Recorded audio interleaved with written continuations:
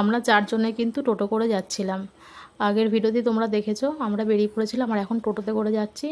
আর এই দেখো অবশেষে আমরা গিয়ে পৌঁছলাম। এটাকে বলা হয় বড় নদীর পাড়। সত্যি কথা বলতে কি নদীটার নাম কি আমি জানি না, তো এটাকে সবাই বলে বড় নদীর পাড়। আর দেখতে পাচ্ছ কত লোকজন। আর আমরা যখন বেরিয়েছিলাম না তখন মানে সন্ধে সন্ধে হতে যায় আর কি, তো একটু অন্ধকার অন্ধকার দেখতে পাচ্ছ হয়েছে। আর কত লোকজন। আর না বেশ ভালোই এখানে সুন্দর হাওয়া দেয়। মানে যেহেতু নদীর পাড় ওই জন্য কিন্তু বেশ সুন্দর হাওয়া দেয়। আর আমরা কিছুক্ষণ দাঁড়িয়েছিলাম, আর লোকের ভিড় দেখছো, যেহেতু আজকে রবিবার ওই জন্য কিন্তু আজকে অনেকটাই কিন্তু ভিড় হয়েছে। আর হ্যাঁ, ভিডিওর মাঝখানে একটা কথা বলছি, যদি আমার ভিডিও তোমাদের ভালো লেগে থাকে তাহলে অবশ্যই কিন্তু আমার প্রোফাইলটাকে কিন্তু সাবস্ক্রাইব আর ফলো করতে কিন্তু ভুলো না, ঠিক আছে? আর এই যে আমরা বসে পড়েছিলাম একটু জায়গা খুঁজে, আর এই সন্ধে হয়ে গেছে। খুব সুন্দর হাওয়া দিচ্ছিল, একদম আসতে ইচ্ছা করছিল না।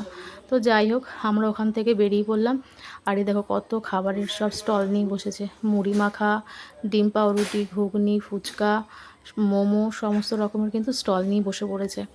আর প্রচুর ভিড়ও হয়।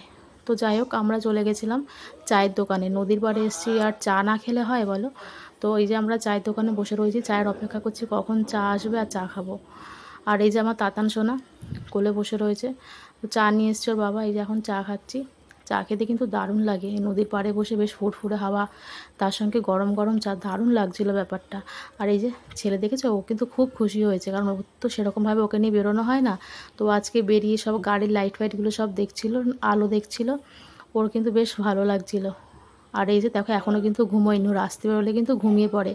আর এই যে আমার মেয়ে, আমরা তিনজনে কিন্তু বেশ একটু খুনস করছিলাম। আর ওর বাবা কিন্তু অর্ডার দিয়েছিল ডিম পাউরুটি, আর আমাদের ডিম পাউরুটিও চলে এসছে। আমরা এখন ডিম পাউরুটি খাচ্ছি, সন্ধ্যে টিফিনটাও বেশ হয়ে গেল, বাড়ি থেকে আর কোনো টিফিনে ঝামেলা করতে হবে না, এই কিন্তু একটা বেশ ভালোই হলো। আর তারপর দোকান থেকে বেরিয়ে যা যা বিল হয়েছিল ওর বাবা সব বিল পে করলো। তারপর এই গরমে আইসক্রিম না খেলে হয়, তাই কিন্তু আমরা চলে গেছিলাম একটা আইসক্রিমের দোকানে।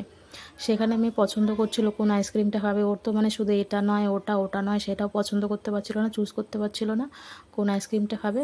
তারপর কি করলো, ওকে না সেই মানে এই যে আইসক্রিমের যে কি বলবো গাড়িটা, তার উপর ওকে তুলে দিয়েছিল, যে তাহলে তুই পছন্দ কর, দেখ কোনটা তুই খাবি। ও তো মানে শুধু দেখেই যাচ্ছে কোনটা খাবে কোনটা খাবে, বুঝতেই পারছে না, ও শুধু দেখেই যাচ্ছে কোন আইসক্রিমটা খাবে। তারপর যাই হোক অবশেষে ম্যাডামের পছন্দ হলো কোন আইসক্রিমটা খাবে।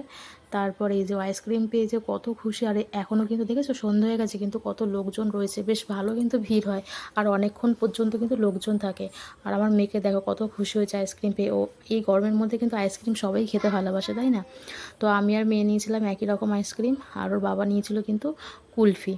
তো যাই হোক আমরা তিনজনে এই আইসক্রিম আর কুলফি সব খেতে খেতে বাড়িতে যাচ্ছিলাম। আর এই যে বাচ্চাদের খেলনাও কিন্তু বসছিল, নানান রকমের খেলনা সব বসছিল, আর আমার তাতান কিন্তু ঘুমিয়ে পড়েছে।